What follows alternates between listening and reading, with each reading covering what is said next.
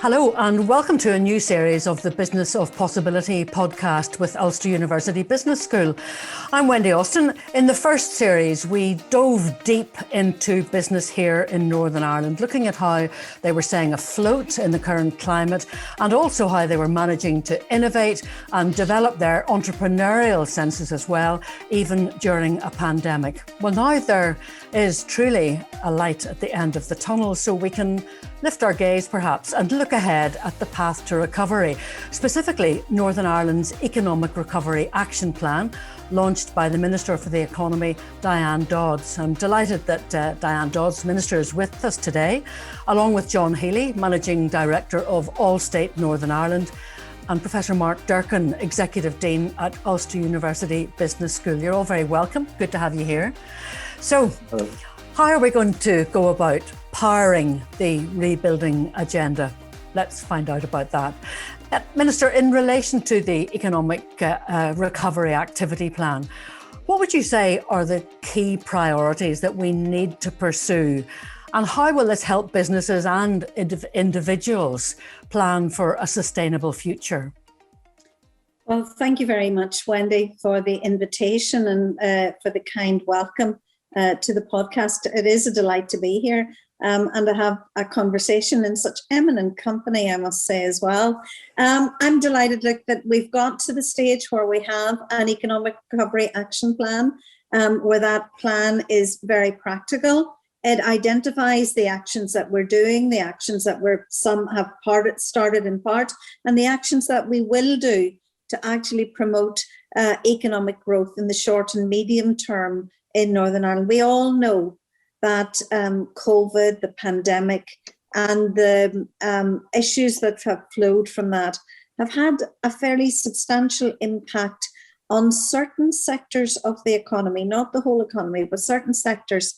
And we need to plan for recovery, and we need to plan for a recovery in jobs.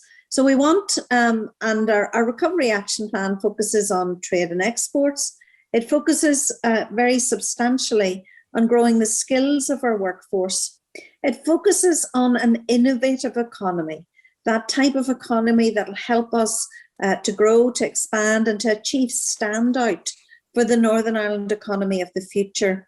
And it also focuses on building a greener economy, and that sustainable economy that supports the environment, that supports jobs and supports prosperity. So we're delighted that it achieved really, really good support across all the business organisations, and we've had good discussions at the executive, and I'm looking forward to getting to work on trying to implement that plan, particularly those skills that are absolutely essential for economic growth in the future.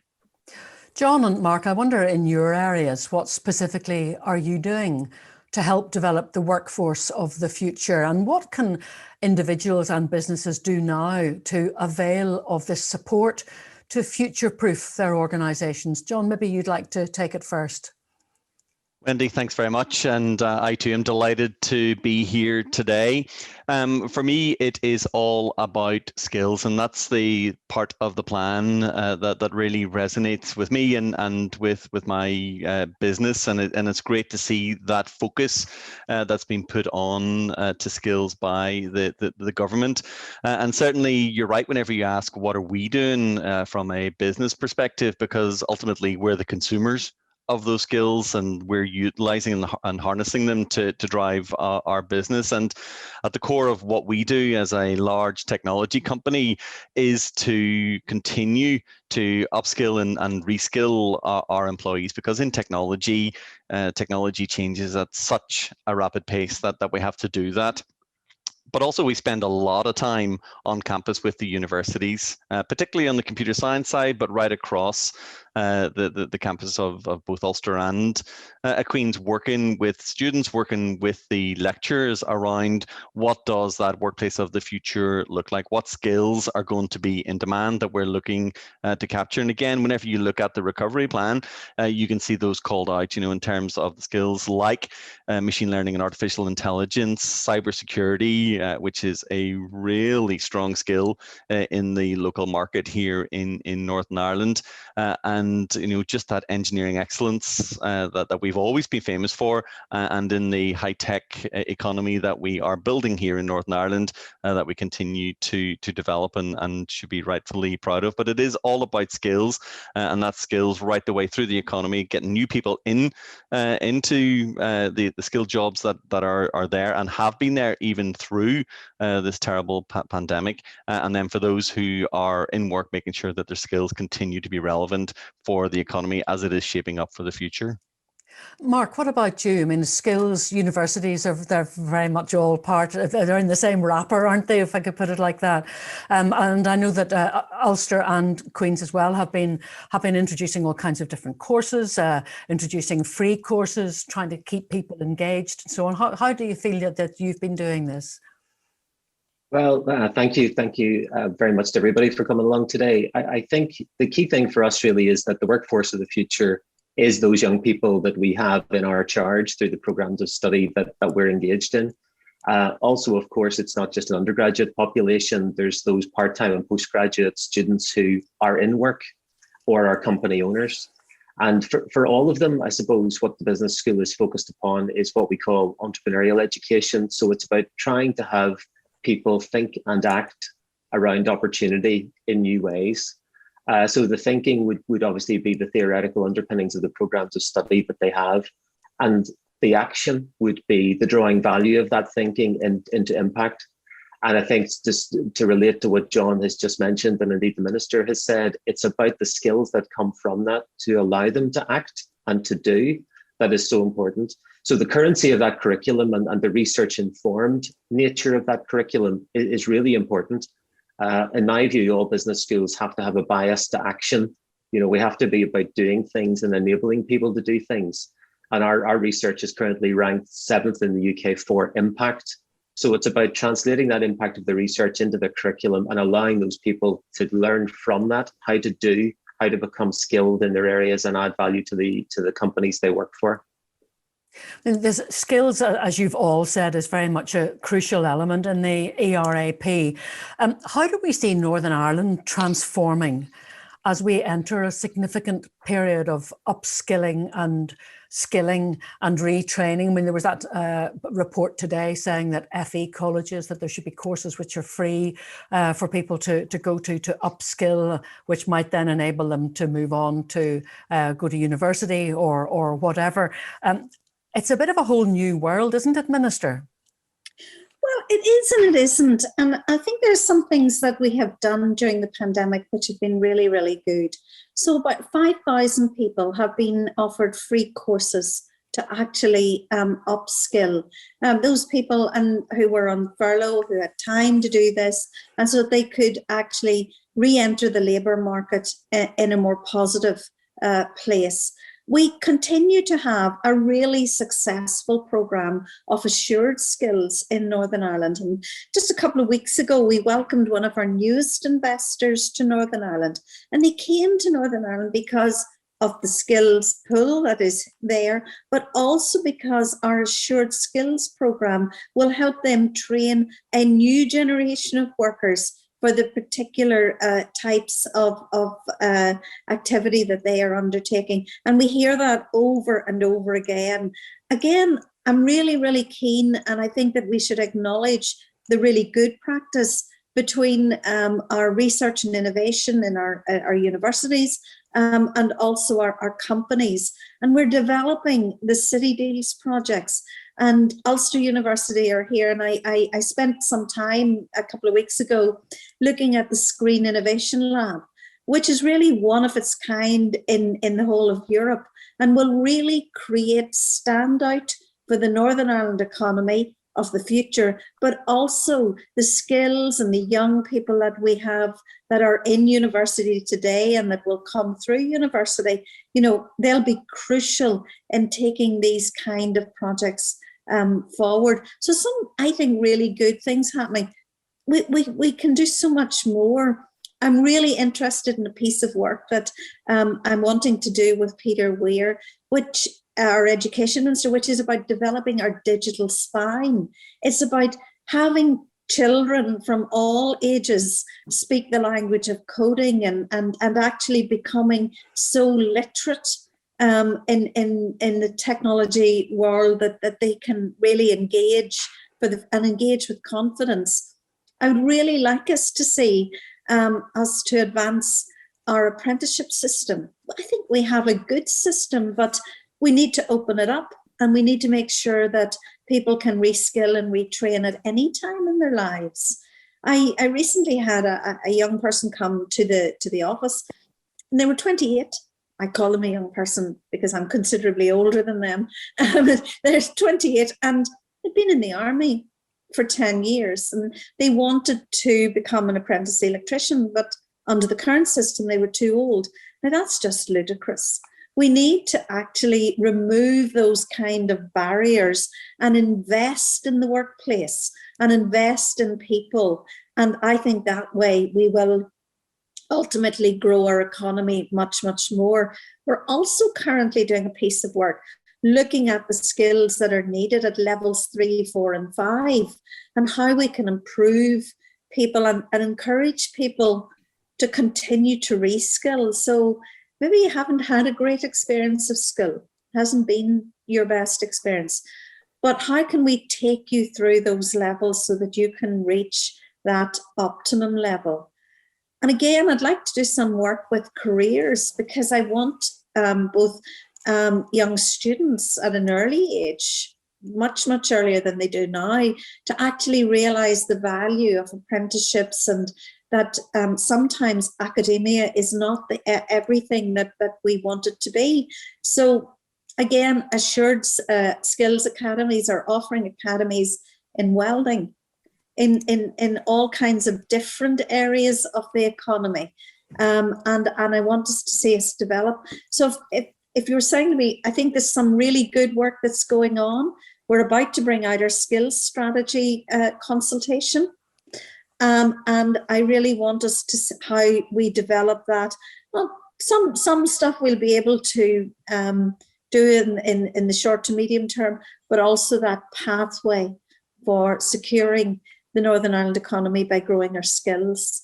I think this is probably one of the most, as you can tell, one of the most exciting elements of my department. Mark, well, we can indeed tell, Minister. Mark, whenever you look at this, looking at these future skills, what do you feel are the key skills that will help to shape the economic recovery and bring on the business environment? I mean, there are so many aspects of this at the moment, aren't there? Whether it's the skills or whether it's the way that we're going to work. There's so many questions. It's hard to work out which is the first one to answer at the moment. But the skills element of it, something like what the Minister mentioned there, strengthening the digital spine, getting young people into that area sooner. Is that the way that you see it too? Yeah, I think there's a couple of elements in that. I'd very much endorse the Minister's comments around levels 3, 4, 5. It's very important we have a more integrated and inclusive skills ladder to bring people from level 2 right through. When we look at jobs of the future, a third of those are going to require level 6 university education, but by recent research findings. So it's very important that the ladder is there, that the 3, 4, 5s can progress on to level 6. We also have a huge number of economically inactive people within Northern Ireland. 30% of working age people are not working. Bringing those people into the workforce, as the Minister has intimated, widening the pool of talent that we have and developing it. With specific reference to your question about the skills of the future, we do seem at the moment very seduced by the whole STEM agenda, the science, technology, engineering and maths area. And that is hugely important. And there is undersupply in that area. And there's oversupply in the more social science, humanities area. And I think that distinction can create almost a mutually exclusive interpretation of the two. Whereas actually, when you look at what's happening in the area of hybrid skills development, that's really where the future is. And hybrid skills are all about, I suppose you'd call it maybe STEAM, the science, technology, engineering, maths, but with arts and humanities infused into that. And when you look at that and you look at the success of the hybrid skilled person relative to the specialist skilled person, the outcomes are actually more positive in the hybrid sense. So I think probably if you were to ask me what's the number one skill people should have, I think the number one skill they should have is around adaptability, to realize that they're going to have to pivot from one to the other, and along that spectrum of STEM through to more social human skills, empathy, emotional intelligence, judgment, criticality, all of those things that are hard for machines to replicate. You have to have the skill of adaptability to know where in that spectrum you should be. So it's about the hybrid skills development for me that's exceptionally important. That's a very interesting one, John, isn't it? I mean, we have talked about this before, about the soft skills and how important they are in your very highly skilled tech industry, as well as in virtually any other business. And I wonder, in a funny way, has the fact that we've all spent the last year talking to one another on a screen, has that in some ways actually made the soft skills even more important? You know, business conversations which would never have started off with "How are you?" You know, the fact that you're in your attic, I'm in the front room. You know, Mark's pretending to be at work. You know, all that kind of thing. You know, have we become a bit more empathetic to one another, and will those soft skills, maybe hybrid skills, as Mark describes it, will that stay with us, do you think? Yeah, no, it's absolutely amazing, Wendy, what we have managed to achieve from our attics, and we should, whenever this is all done and past us, look back and make sure that we don't throw away all the good things that we've learned along that journey. You ask, are soft skills going to be important? They've always been important, you know, in terms of how we develop our products. We're developing them for our customers, and you know, we've always needed to be able to interact, to be able to have that conversation both with the customer around what their requirements are and that experience, and then also in terms of how we turn those into the products that we then look to sell. So the soft skills of communication, the teamwork that is essential, you know, across all sectors as we look to deliver product, whether or not it's software or a manufactured good. You know, these are skills that we absolutely have to make sure that we are working with our young people coming through at all levels to make sure that they have those skills. And as an employer, Mark said it, what we're looking for are these lifelong learners. Whenever you come into a business like mine, yes, you've got your certificate that shows you've got some level of technical competence, but you know, we're going to have to train you and retrain you throughout the lifetime of your career with us. But the one thing that we absolutely test for on the way in is, are you going to be a fit in our organization? You know, are you going to be somebody who fits from a cultural perspective? Are you somebody who's going to be able to work with the others who are around you? And we look for that specifically on entry. And you know, we would much rather have somebody who has that what's called soft skills, you know, but they are valuable skills, than somebody who is top of their class and isn't going to be the person who can properly fit and work within the environment. Now, the challenges that we've had while we've been out is that, you know, we've all had that sense of being alone in our spaces, in our bedrooms, at the kitchen table, but it, you know, has made us also have to think about new ways of connecting, and you know, that has been a positive experience as well. And certainly for my business as a US foreign direct investor, you know, I'm now on exactly the same footing as all of my colleagues in the US, you know, so I'm not the only one now who's on the screen. Everybody's on the screen, and that has brought a whole new dynamic into that global dimension of working as well, and more of that kind of soft skill that people have to be able to function in what is the modern world of work. You know, it is not just about one person working alone. It is about taking part in teams, being able to operate and function within global teams. And you know, we need to be thinking about that and how we make sure that our young people coming through are getting the types of experience that will help them develop those skills, as well as the hard technical skills that, you know, are part of the job too. One of the other elements of the ERAP, as the Minister mentioned, was innovation.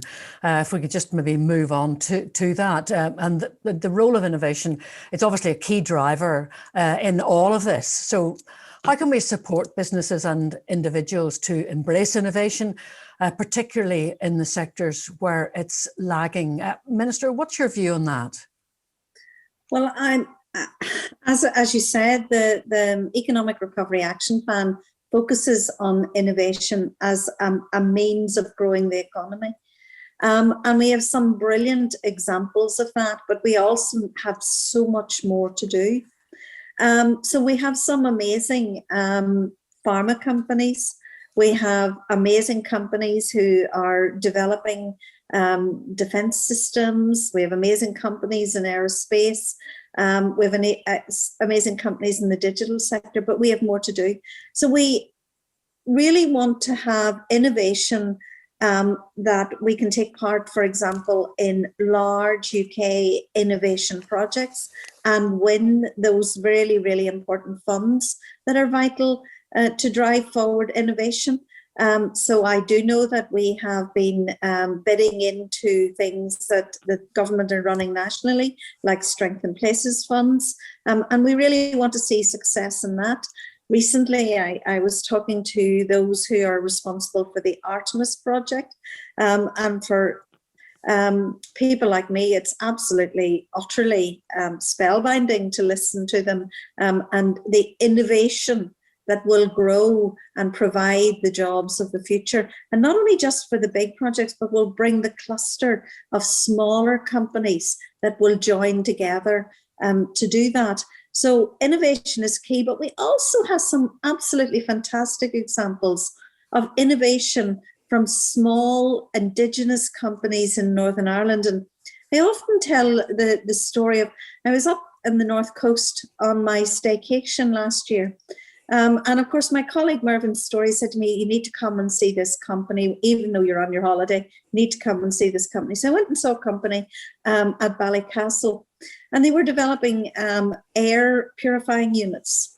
They had actually, and this is how brilliantly academia and business, even small businesses like this one, can work together. So they had actually gone to Invest NI.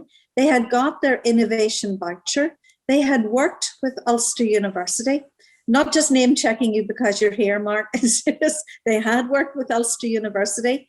They had their product verified, and that product is now being made and delivered and sold from an enterprise park in Ballycastle.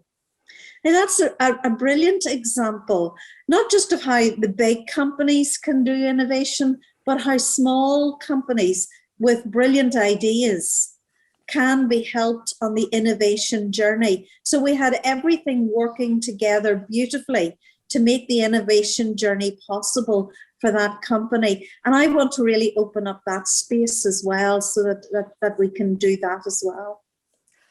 Mark, you can congratulate yourself there for a moment, and from a business school perspective, then that was obviously one of your successes. And what have you learned from the work that the university has done? I mean, you've been leaders in the whole innovation entrepreneurship field for a long time, capacity building, new educational models, and so on. How do you see that shaping activities going forward, and also perhaps the amount of innovation that actually has taken place in the last year in circumstances where companies really did discover that, if you don't innovate, you do die in the current circumstances? Yeah, thanks. And thanks for mentioning entrepreneurship as well, Wendy. And just to take a second to delineate between three really important things here. And the Minister has already alluded to it by talking about it as an innovation journey. There's three elements to this, and they're sequenced. The first is creativity.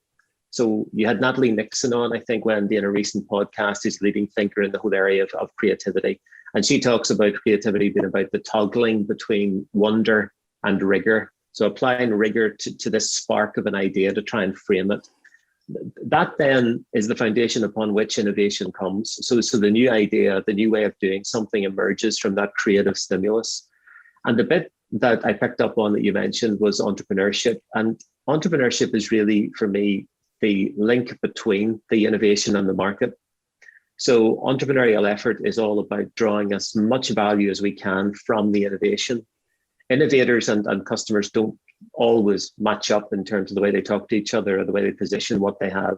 The entrepreneur is the carrier of that to try and draw value from the innovation into the market. So in answer to your question about what we've learned, what we've learned really, I think, is how to have those three things work together most effectively.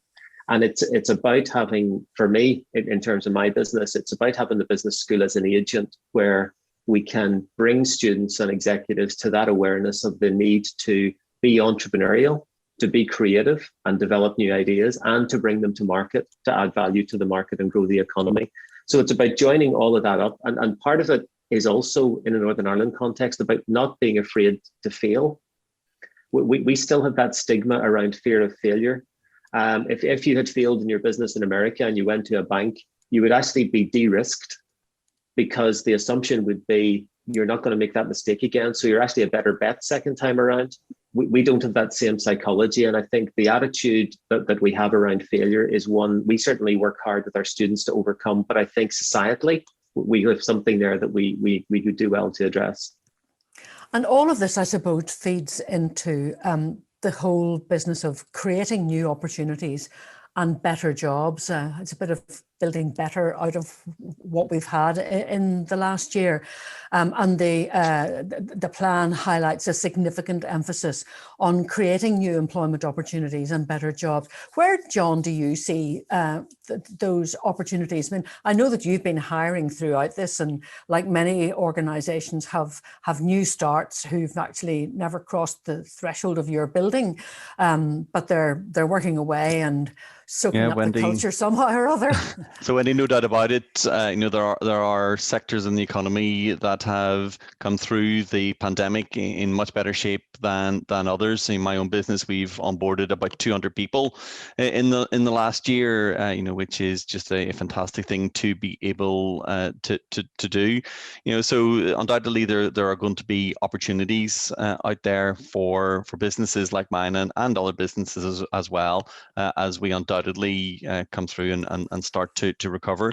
I think one of the major features of the pandemic has been the huge digitization of our worlds. Whether or not that's what we're doing now, sitting here on a Zoom as opposed to come and meeting in a studio to record this podcast, or how we do our shopping and our goods arriving by electric van, day and daily, or indeed how we consume government services, be it education, and we've just come through that phase of our kids being homeschooled, and even accessing healthcare, and our GPs online. Just a huge amount of digitization, and with that has come, back to your earlier question around innovation, a huge amount of innovation, and that's where we're going to drive new jobs in this economy, in creating those innovative products that help us to lead our lives better.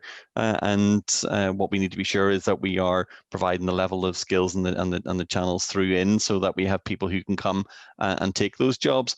But also, there's a role in there for government too. We need to have the public procurement as a consumer of these products, these technologies, as they start to be developed and to be delivered.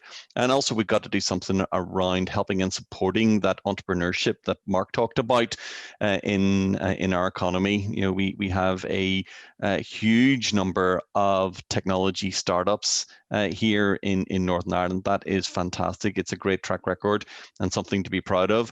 But we do not nurture enough of those businesses through into a stage where they are providing a lot of sustainable employment. And there's definitely a role there in terms of exposing what we can achieve here in Northern Ireland to that venture capital community, getting that VC money in to fund and to fuel those businesses, and to help them get past the development stage and get to the place where their products are out there. And that kind of support will help turn our economy from where it is today into being a real tech powerhouse out and into the future.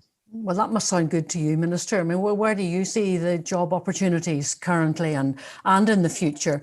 And what do you feel is the role of the department and its various other bodies to support this? Well, I think innovation is key to job opportunities in the future, and we're already working through the City Deal process. And, you know, for that City Deal process, 500 million new money has come to Northern Ireland from our government in London, specifically for innovation. So innovation is absolutely key to driving growth within the economy and driving better paid jobs within the economy. And that's massively important as well. The other element of this that I'm really, really keen to see us drive forward is the green economy. And I do think that there are huge opportunities in energy and in promoting the green economy. We are about to publish our consultation on our new energy strategy for Northern Ireland.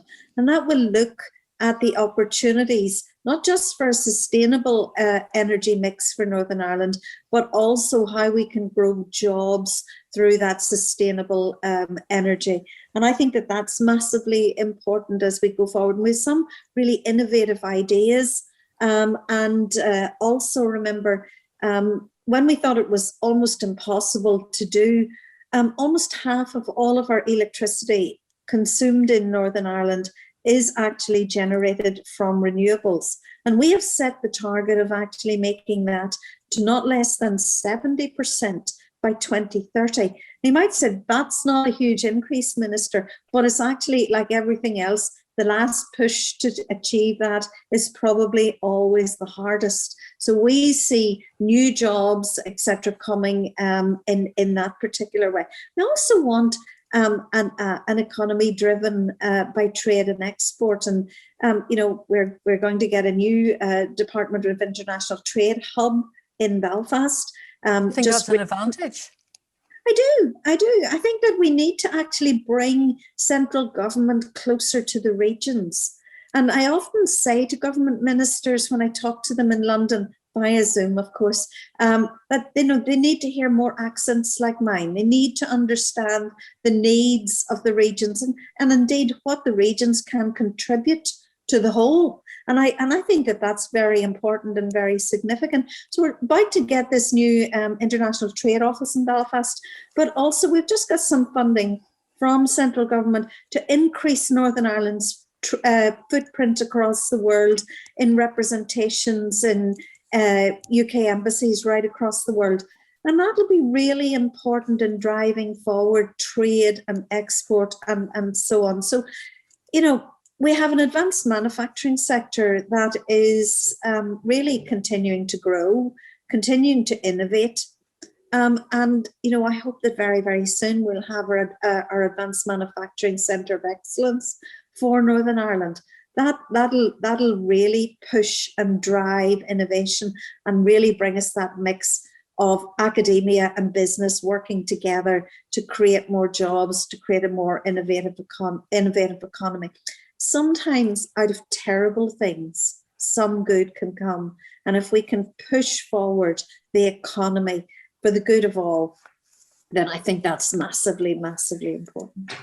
Out of terrible things, as you say, Minister, I mean, one of the words of the last 12 months, I suppose, has been resilience. Companies have had to be resilient. People have had to be resilient. Their families have had to be resilient as well. I mean, do you believe, Mark, that whole the future, to what degree, I suppose, I want to know, does the future depend on carrying that resilience forward, future-proofing the economy and building those higher value jobs? Oh, it absolutely is central to that, Wendy. And I think we're a resilient people in any case, but you know, we have a cause of this resilience in the last 12 months that have altered our behaviours and required more of us in terms of the way we do things. Even in terms of what we're doing here today, in terms of engaging through Zoom, recent research from Australia would tell us that cognitively, that's 1.7 times more effort required to do these kind of meetings than it would be face to face. So we've become more resilient in even how we're doing business. But in terms of future-proofing the economy, it's partly that resilience. It's also what the Minister and what John have mentioned around the whole innovative capacity and entrepreneurial capacity of where we are and what the potential of that is. and then having the required skills to be able to generate those higher value jobs to boost the overall GDP within the region. So I think all of those things are connected, but I wouldn't want to draw too strong a parallel between the resilience of what we've had to go through and what that requires of us going forward. They're complementary, but not the same. So what can we learn from other regions, I wonder, from other businesses, from other universities, from what, I suppose, the good elements of the last 12 months, the collaboration and the cooperation, which have been astonishing between different companies that would otherwise have been in competition with one another. What can we learn from all of that, do you think, that would help move Northern Ireland forward? John, fairly briefly, if we could. Well, Wendy, I'm going to turn the question around, because I'm not sure it's always what we need to learn from others, but what others might look to us to learn. Because one of the things that sets us apart, and I've worked in global companies my entire career, the thing that sets us apart in Northern Ireland is our size and maybe some of that resilience and innovation that we have talked about. You know, as a business, as an economy here, we all want this place to be successful. We spend a lot of time talking to each other, working out what the demands of the economy are. We've got access through to world-class institutions like Ulster to be able to talk about the future needs of our business. And then we also have the links that take us through and into government to get access from a policy perspective, and in some cases, you know, to get streams of funding to be able to help bring some ideas to fruition. And, you know, that's a very powerful combination that we've got going here as an advantage for us that we can use to nurture and to really spark the economy back into life as we start to come out of the pandemic. If there was a lesson that I think that we need to learn from others, it would be to go back on to the point that Mark made earlier about embracing failure.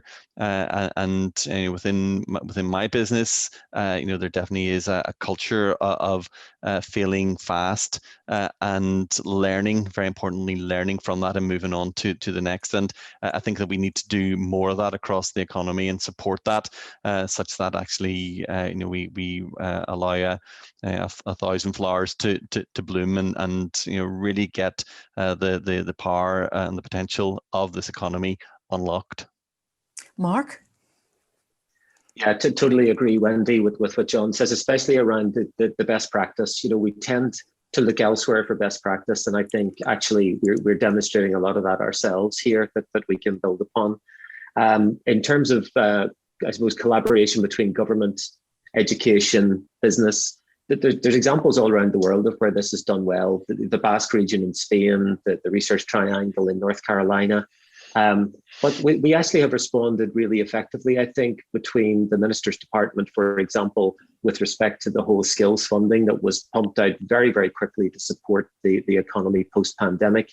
The response of both universities with respect to how they use that funding in programs around digital transformation, business recovery, consulting, business systems, all of those things were immediately effective.